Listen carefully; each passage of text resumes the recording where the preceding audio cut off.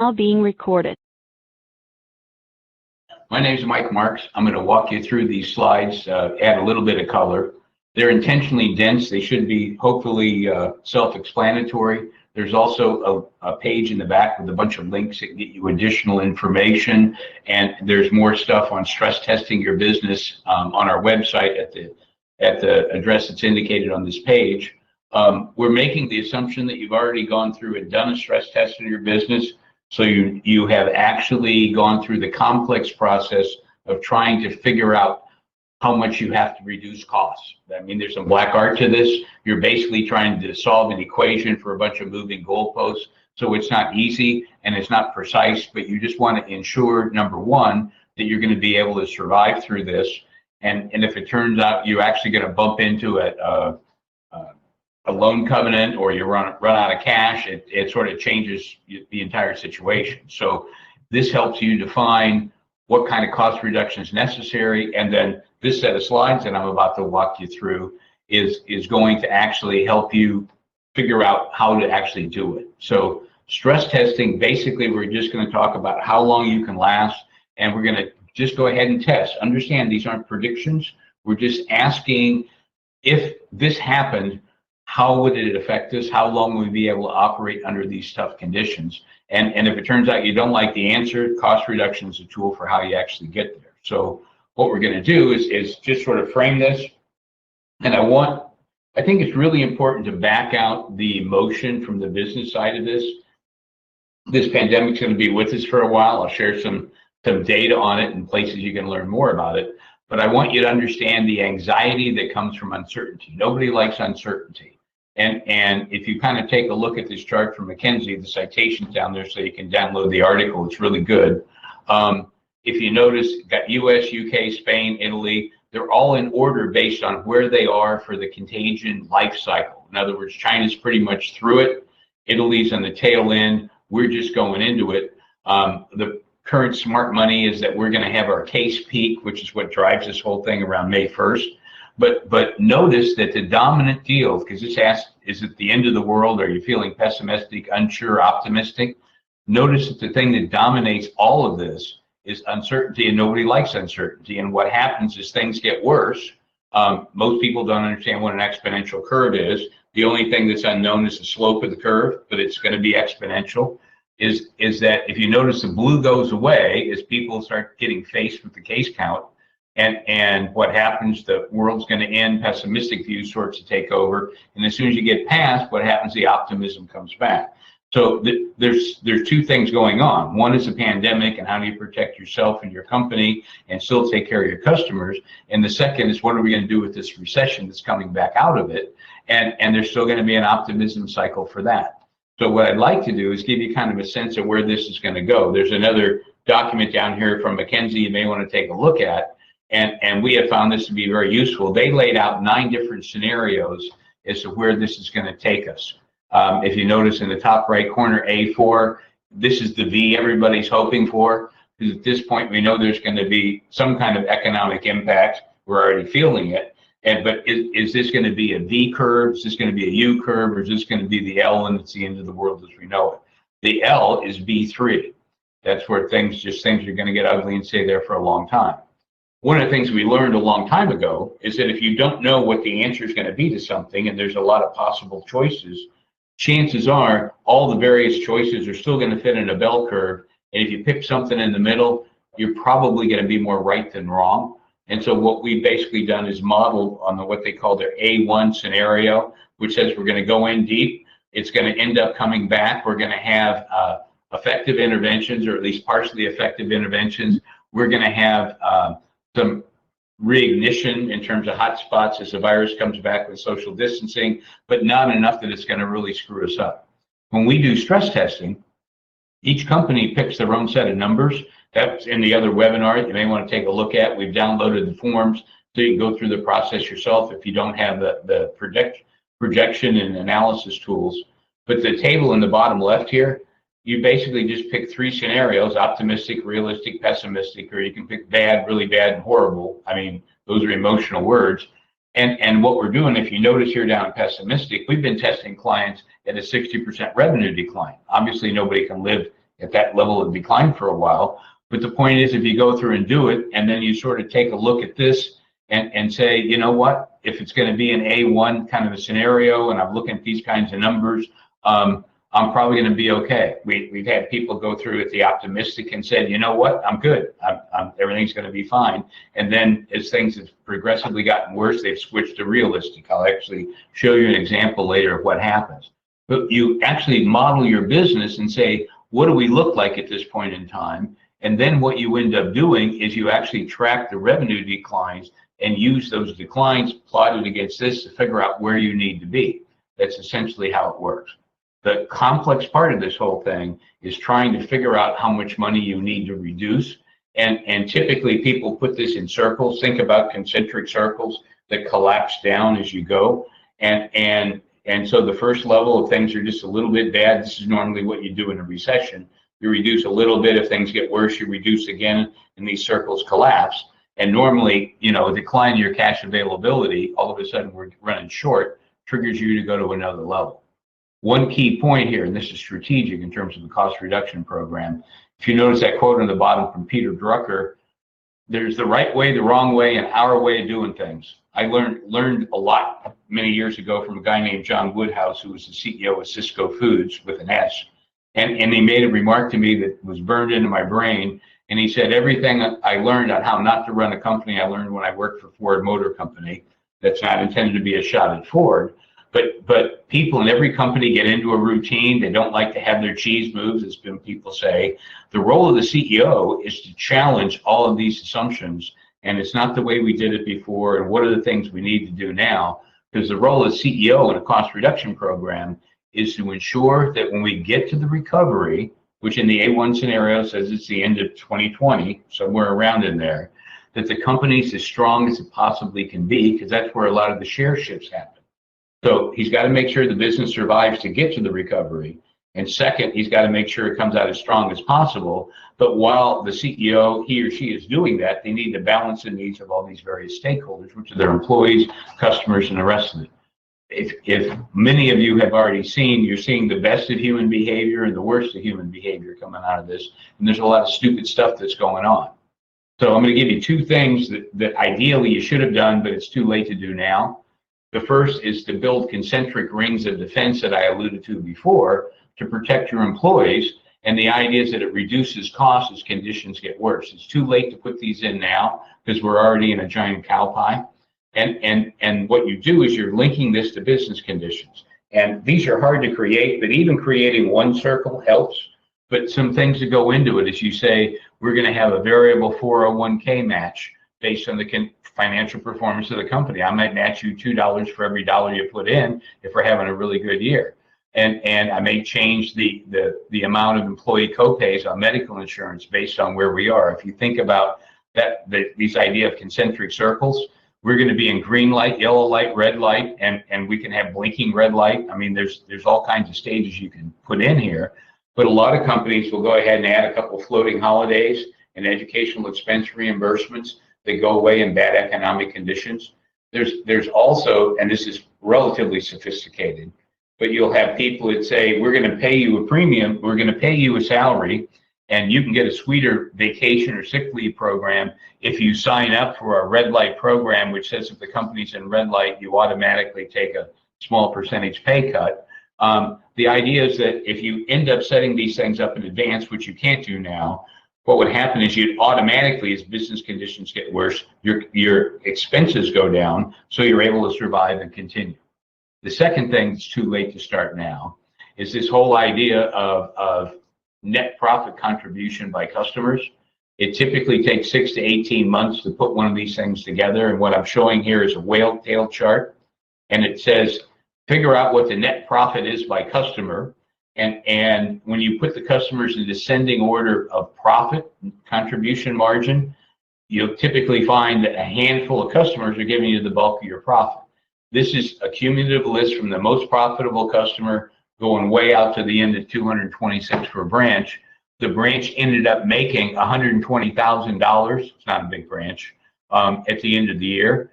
But what happened, the branch actually made $160,000.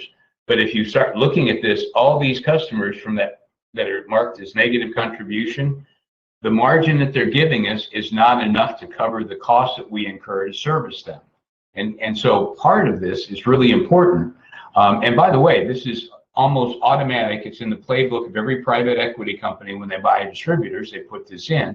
Why am I bringing this up now? We're going to have product shortages. And it's really important. It's really important that if you're going to be allocating product, you're allocating profit to your high profit customers, or at least to your A and B, and maybe not to your C and D customers. You're going to have some criteria to ration product when it's limited or not very available. We're doing a fair amount of work now inside Indian River trying to figure out, can we put together a 60-day version of this that can kind of get to the actions that you take, the things that are important, the big levers for most distributors if you have a negative contribution customer. And by the way, a lot of those are really big customers. Is increasing the order size, increasing the gross margin, or increasing the delivery costs. I know that's motherhood to a lot of people, but I want to make a point here. Even though you can't go build this now, the gut instincts that you have as an experienced manager are pretty strong, and a little bit of common sense and guts to say no to a big customer can go a long way. Number one, to improve your profit, but you're right down to the sharp end of the stick here that you could be saving some serious jobs going through this. So think concentric rings. You need to build this. It's kind of hard to talk about building tools like this when you're up your butt in alligators, when it's this whole story about draining the swamp. So the starting point, if you really think about cost reduction, this is not a meeting. It's a series of meetings. There's some modeling between the meetings. If you wait to the point that you have to cut costs, you have waited too long, and you're going to be in a lot of trouble. You increase your survivability risk if you wait too long. So it's better, and this is what you're thinking. You're saying, if X happens, I'm going to do Y. And designing that in advance, which includes the names of the people. And I know it's unpleasant to do, but it's a responsibility of management, and you need to do it in advance. Go back to that little chart I showed you with the declining revenue numbers, and you just pick optimistic, realistic, pessimistic, or whatever you're going to do.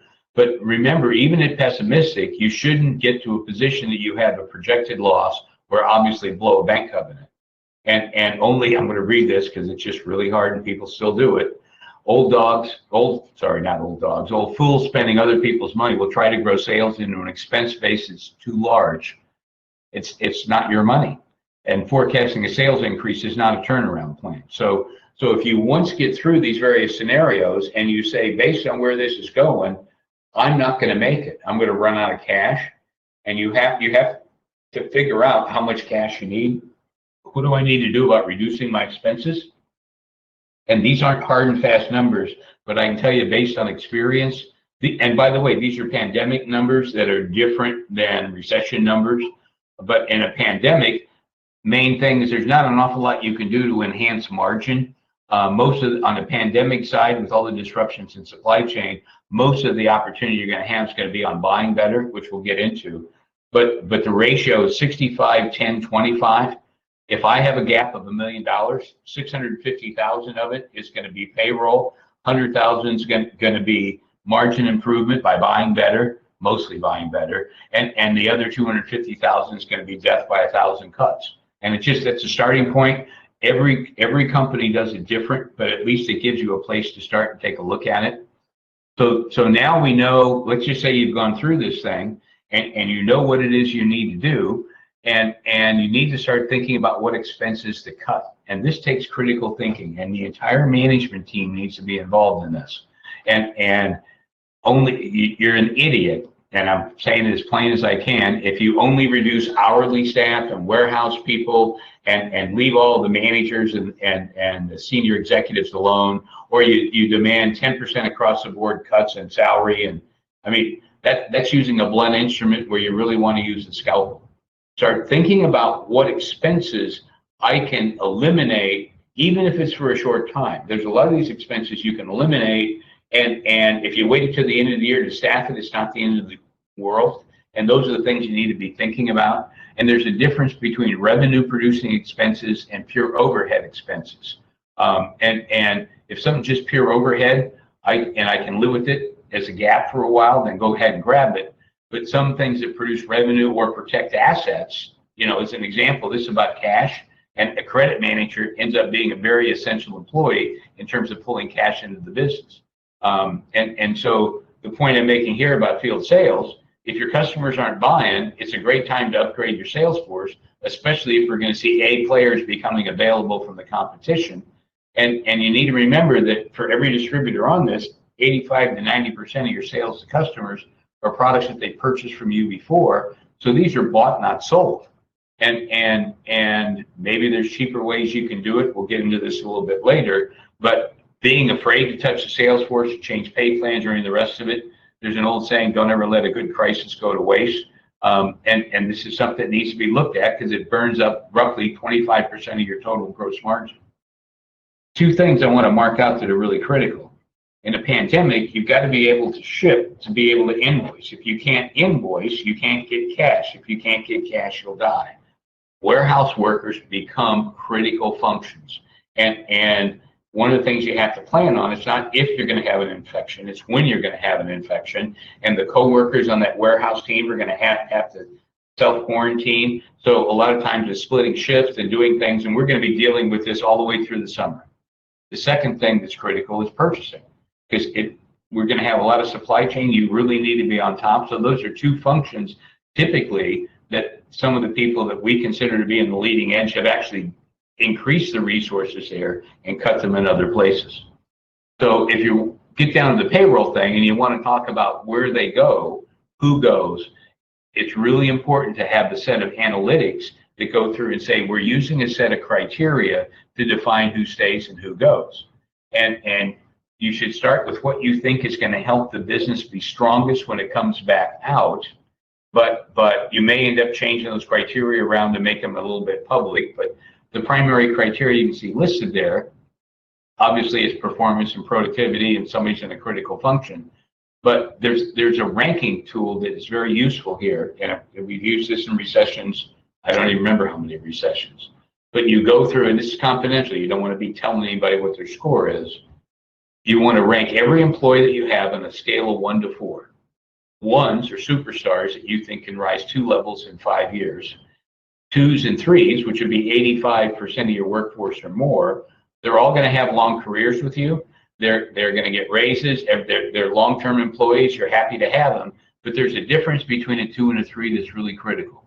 If either a 2 or 3 come to you and they resign voluntarily, I can't take this anymore, I'm out of here, and you already have a qualified replacement that you could plug right into their slot, if it's a 2, you would still try to talk the 2 out of leaving. Hey, what can we do? You really need to stay. We'll help you out. But if there are 3, you're going to wish them well. And essentially what you're saying, I've got a replacement, I'm going to go for the do-over. The reason I'm kind of going through that is that distinction is very important. By the way, a 4, they have to have a performance improvement in the next several months, or they may be terminated for performance. The 4s and the 3s belong in your furlough or reduction in force list. The 3s, this is really important. And somebody quoted me as writing an article that they were just going back in the Great Recession, where I made the comment that he who cuts first wins. Waiting a long time doesn't help, and taking the 3s out this is one of the only opportunities you'd ever have to do it. So when you start talking about taking people out, I want to just walk through sort of the 5 big flavors. And remember, now that we have some very serious federal stimulus and forgivable loans, what you want to be able to do is actually factor in this moving target of what the Fed's going to be doing on the payroll protection plan. There's a very high probability at this point it's going to be extended based on what the government actually determines in terms of how the coronavirus is playing out. So incorporate that. But if you think about ways to lose a job, first, people can get fired, right? We know how to do that. The distinction between a 2 and a 3, you're going to release a lot of employees with a reduction in force, and they're going to all have an undefined expectation that they're going to get rehired in the future. And every employee that's riffed will often selectively just hear what they want to hear, and they want to think that you've made a commitment to them. And you need to be very, very clear when you tell them that they're eligible for rehire. That's not a commitment to rehire them. A furlough, which is number 3, is a little bit different, has the same effect as a reduction in force, except there's a clearer expectation on the intended rehire at a future date. typically somebody will set a date out and said, look, I got to furlough you guys. I want to bring you all back. I'm going to sit this thing out for 60 days, and then we'll make a decision to do it or not do it. We may have to extend it further. And normally it's linked into some kind of trigger to do with business condition. Now, in a furlough, the employer does not have an obligation. They have an intention. And the employee has no obligation to stick around if they get another job. But it's how clear you're forming, and by the way, I would encourage you not to use these words because you don't want to say the hard thing. If it's really just a riff and you don't know, it should be a riff. One thing that's number 4 is very common in warehouses. As I mentioned before, warehouse operatives are critical.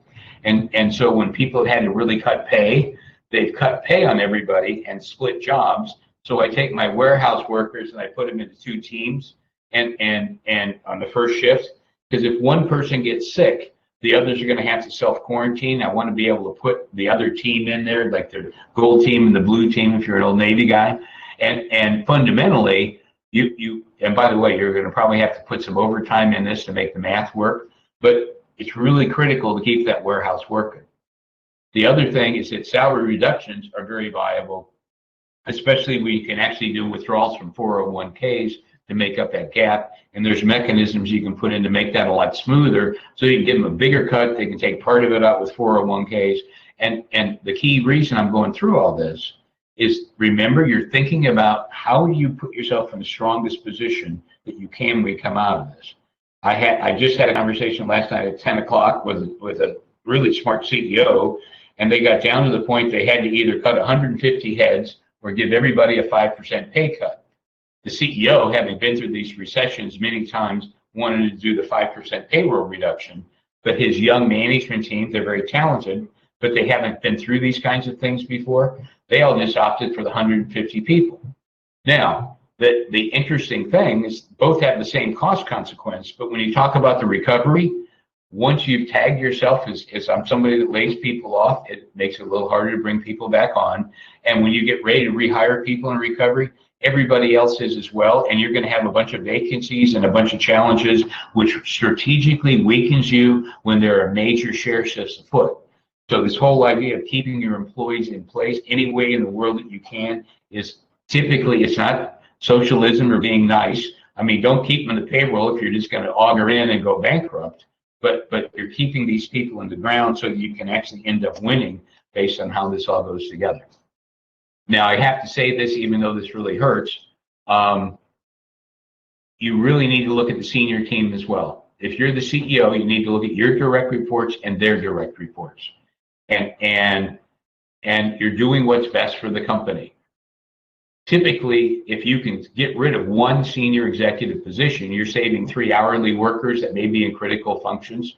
And what has happened at the sharp end of the stick, this is more experience and book learning, is I can eliminate a vice president of marketing or an operations guy and split the function between the remaining executives. That little blue circle, any vacancy you have between now and the end of 2020, that's a big number in terms of the cost reduction. But when you look at your direct reports, you may not take any out, but the way you should do this is look at the direct reports and see if any of those 4 criteria matter. If any of those CEO direct reports or their direct reports are rated a 3 or a 4, they should be released. If they're coasting into retirement in the next 12 months, you should accelerate it and send them on their way. The key word I underlined there was coasting. I've got an ESOP company that the CEO was actually going to be retiring on the 1st of March and was actually kind of excited about it. And because of the coronavirus thing, he's been, the board and everybody else said, you can't leave till we get through this. So that's not coasting, but if somebody's coasting, they need to go. Now, if any of those people are creating conflict with the other team members, or, this is really important, they're seen as being hostage to history and they're blocking the innovation you're going to need to do to survive and prosper, they should be let go. Now, this last one, I've had to do this. I've seen this several times. It's not that frequent. But if you have a good, and I'm just going to think about a marketing guy who did a really good job, built a really good team underneath him, got all kinds of things that were great for the distributor, but they cut down all the programs because this was like major cost reduction. So there's nothing else for him to do. And because he built a strong organization underneath him, even though he was a really good player, He was definitely a 2. He was not a 3, but he was closer to a 3 than he was to a 1. The company had to let him go. So you may not let anybody go, but from an integrity point of view. If you're managing your mom's on your shoulder, it's just not fair to the other employees unless everybody's looked at equally. So when you put this together, I want to walk you through very simply. Everybody's going to have different numbers. I just made this up. We took two different companies. I blended some data together so nobody's going to know anybody. But just assume Acme supplies a lifestyle business with 2 brothers, and they haven't paid much attention to it. They did their 3 scenarios. You can see what their 2019 values were in the right, just under 40 million, very little net profit. And they using the modeling from the chart from the McKinsey A1 scenario. And when they put this thing together, this is really interesting. They decided, and this doesn't matter, but they decided they wanted to have 45 days of cash flow, right? When we get down, we consider that to be out of money because we don't want to cut it that close to be actually out of money. And so when they went through and did this optimistic, they were actually in relatively good shape because with the federal payroll assistance and using their credit availability to lose money, they passed the stress test at the optimistic level. They said, yeah, it'd be bad, but we're not going to blow a covenant. We got the money to do it, and life is good. Now, what they found is that if it's realistic, they had to do a little over $1 million in SG&A reduction, a little over, 10%, and the pessimistic took 17% to get the math to work. And the reason that they did this is the equation, that's the answer to the equation to ensure that if these numbers play out at these decline levels, they're going to be here at the end and be in a strong position in terms of doing what they need to do. So if you start to say, where does the money come through? Remember my 10, 65, 25? The margin improvement, this is the data. And by the way, these are all serious meetings. People are sitting down. There's a group of people around a table and say, where can we buy better? Where can we consolidate? How many people we're buying X product from? Can we do something with our buying group, increasing our purchasing of lines that are supported by the buying group? Can we negotiate with suppliers? Can we do extended order commitments to get concessions? The whole point is they figured pessimistic, there's nothing. They figured gut feel, on itchy, scratchy. Somebody has to say, I think I can do something with supplier X. And the punchline on all this, notice nobody said they could sell anything higher, that there's coming out of that meeting that you generate these data, what you're going to find is that there has to be a list of action items and they have to be owned by people. When you get to 65%, which is the payroll reduction, optimistic, realistic, pessimistic, you can see the headcount reduction. This is pessimistic getting into a religious conversion. The names are already on the list to have this done. And remember, I talked about coming up with criteria and how to figure out what we end up doing. And remember, you're trying to be fair to people and do everything right, but you have to do what's necessary to survive and keep going. The third piece, which I said was 25%, and in terms of my hypothetical example, we actually had 2 people that had just been in the process of renegotiating their credit facilities with their banks, it was wonderful they were able to do it because it gave them the headroom to get rid of the optimistic scenario as a risk. They were okay. One of the problems now is it's going to be almost impossible with the credit markets frozen up right now for anybody to redo their credit line with their banking. So those numbers were in there. Again, discussions and executive pay cut, management pay cuts, the daughter's newsletter. This is a laundry list, and they all get long. And the point is, you have to put all this stuff together. And the thing this is really important is you look at this little chart. We pull the numbers out, and we said optimistic, realistic, pessimistic, margin improvement, reduction, force, cost containment. Under the optimistic, they still had $700,000 worth of profit, and with these kind of reductions, they could actually end up keeping the profit. And they decided they'd rather not hurt their employees and do everything else, and so they figured they can just ride through this optimistic scenario. The reality of this is that they didn't think it was going to be this bad back when they did it. This was one of the first guys that went through. And by the time they did all these meetings and figured everything out, they said, hey, this is falling off a cliff. we're going to go straight to realistic. We're just going to go there right now. And actually the first week of April, which is this week, they're executing $1 million cost reduction.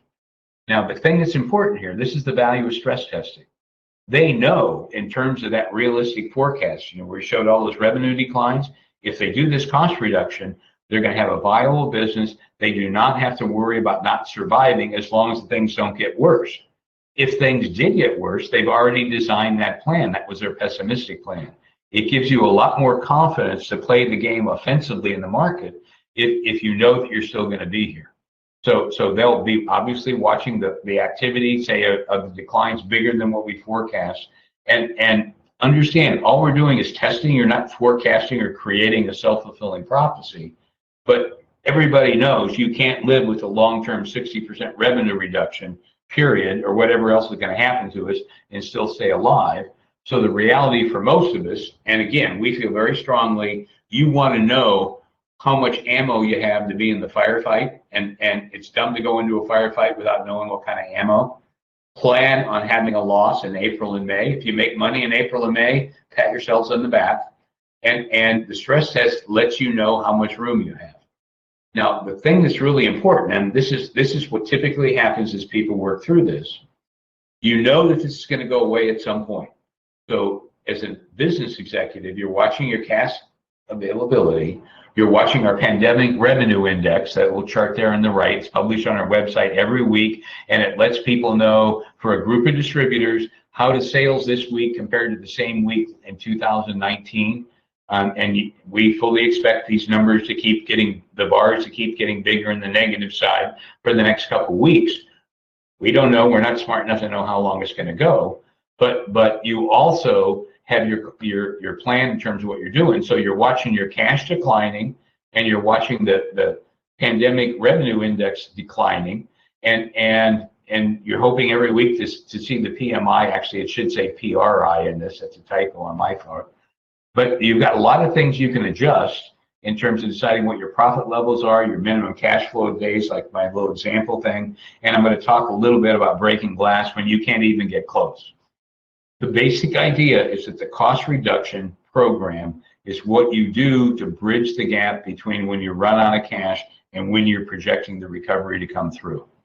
So let's assume that you go through and you do the math, you've done the stress test, you're really depressed, and there's just no way in the world you can make the math work. Let's say you're carrying a lot of debt and you're going to blow a covenant really fast. Well, if you're really stuck and you have to get unstuck, the only way to get unstuck is what we call breaking glass. And you have to take something that's really important and throw it out the window and start over. And the only reason I'm bringing this up, if the only alternative is a slow and painful failure, this is from Seth Godin, the best way to get unstuck is to blow up something, deal with the pain, and just move forward as fast as you can. And I want to give you a couple examples if the math just doesn't work for you. So we all have assumptions about what makes our business unique and special. And we hold these beliefs with a lot of emotional conviction, often little data. What we describe as cherished beliefs. The CEO has to challenge these things, but a cherished belief is something you believe to be true. It isn't actually true, and you haven't tested it. Sometimes you get weird things happening, behaving as if it is. So if you've already gone through everything and you need to blow something up, one of the things that's happening is there's a whole lot of folks that are really dramatically thinning our field sales force, shifting to inside sales and specialists. We've lost out of the 4.5 million B2B field salespeople we had in 2015. We've lost 1 million of that 4.5 million by the end of 2019. They're being replaced. If you end up thinning your sales force and improving it as you go, replacing some with inside sales and specialists, the goal is that you lower your overall selling costs. Remember that selling costs for most of you are probably 23 to 27% of your gross margin. So if you cut that out and you start thinking about being in competitive bids, if you do a lot of projects, that's enough to typically make you low bid in a lot of this stuff. If you want to learn more, I'm not going to talk in detail about it here, but Sales GPS 360 is an annual program looking at how the field sales role is evolving and changing in wholesale distribution. There's a link there if you're interested. The other thing that's possible, and you're starting to see a merger between stocking reps and distributors, You can change your business model and become a stocking rep for some suppliers, not your strategic ones, but some suppliers. You start charging them a fee to warehouse their product. You charge them a fee to pick, pack, and ship. They own the receivable. You're essentially a rep for them, but you've already got the warehouse you're paying for. You've got the computer system. You're basically becoming a cat dog. So your supplier, if they decide there's no room for distributors and they're going to go to reps, all of a sudden you're a rep. I'm not saying it's a good idea, but you have to really break some glass and do some things. Two of the uglier ones, you close locations, sell off assets, and do whatever you need to do to get the cash to bridge the gap, or you bring in an outside investor knowing that you're going to take a huge haircut on the value of the business, or you sell the business. But please don't be that person that is surprised they didn't do a stress test. They get all the way down to the wall, and then they call us and go, I'm in trouble. I'm not going to be able to meet payroll. We're not that good. We can't fix it. You need to sell your business before it goes bankrupt. You need to do the stress test so you know how much headroom you have. And so if you put all this stuff together using that model, the next thing I need to encourage you to do is to act early and act decisively. This joke I heard from a distributor, I love my Doberman puppy so much that I can't bear to cut his tail off, so I'll do it 1 inch at a time, which just bothers me at all kinds of levels. But the point is, you need to cut deep enough so that people have a sense that there's closure. It's over. I survived. The new normal has begun. If you have to do something hard, the longer you wait, the deeper you have to cut, the more painful, the more you mortgage the future of your company. And so this whole cost reduction program is a giant blunt instrument. The way you actually do it is you need to make sure that employees, customers, and suppliers all know what you're doing and why you're doing it, and the transparency, rather than just announcing that we did a layoff, we did this, that, and the other. Start to explain what your values are and what you're doing. Explaining why is really important. There's going to be a lot of knee-jerk stuff that I've already seen just this week, several monumentally stupid things. So don't be that stupid guy. Leaders are forced to do what they can, not what they want, and it's supposed to be hard. And it's really critical in terms of this closure. And you don't want to think there's going to be rolling cuts. And the way you do it is you mourn those that are leaving, follow the advice your mom gave you, and be very empathetic and caring. I'm sure you built some separation pay or tried to build separation costs in your cost reduction. In normal recessions, what we would normally suggest, and a lot of companies have chosen this, is you do basically 1 week of separation pay for every year of service. I can tell you just from the work that we've done in the last 30 days, for a lot of people, it's going to be absolutely impossible. There just isn't going to be that kind of money. The most important thing is not the people you're letting go. This sounds very hard, but it's true. The most important people are the ones that are remaining. And I want you to think very carefully for those people that didn't get laid off. What do they tell their spouse when they go home? It's really important because you need them to stay engaged. You're going to be doing hard things. Typical example, you do this reduction in force on a Friday afternoon. Don't forget the announcements to customers and suppliers. Some of these need to be phone calls that you need senior executives to make. The leavers that don't have jobs can clean out their stuff over the weekend. Gives people a couple of days to get used to it. But the very first thing you do on Monday morning is the work teams get together to figure out how are we going to adjust with the gap and what do we need to do. And then they're going to report that back up to their management. What you want to do is you want to have this stress, you want this shock to be something that pulls people together and said, we made it, we feel bad for the people that didn't make it, but we need to pull together. And that's how you actually get that together. One thing I'd like you to just think about a little bit, and I don't know this is one of many possible scenarios.